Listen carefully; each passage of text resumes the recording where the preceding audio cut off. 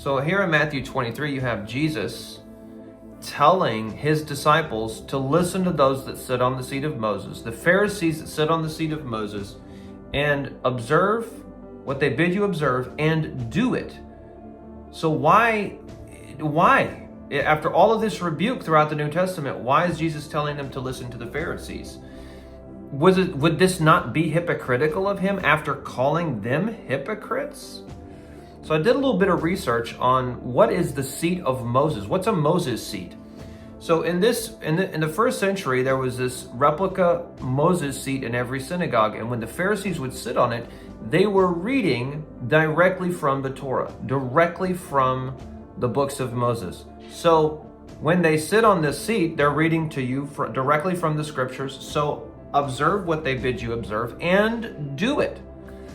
So this is probably the most explicit place that we have in the New Testament where Jesus is telling his own disciples that it is necessary to keep the law. But why? How, if the Pharisees are keeping the law, then why are they branded by Christ as hypocrites? Because the point of fact was that they weren't keeping the law. They were adding to the law, making up their own stories as they go, such as washing of the hands. It was not commanded by God, but they had this prayer, "O Lord, creator of the universe, blessed are you who commanded us to wash the hands." Yet there was no commandment in the entire Torah of washing the hands. So Jesus is saying, because they're reading from the scriptures, hear what they're saying and do it. Just don't do what they do, because they're full of traditions.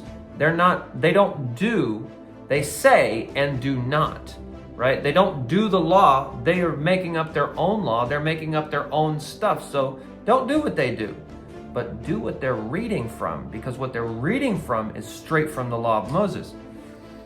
So, and that brings you to a whole nother section of why they were not keeping the law and how did they get bound up in all of these traditions.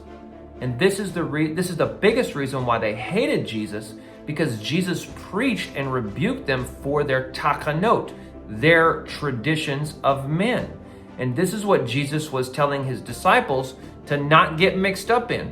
Don't get mixed up in the traditions of men. Follow after me. Follow my word. That was given to Moses, that was spoken to Moses. So don't forget that.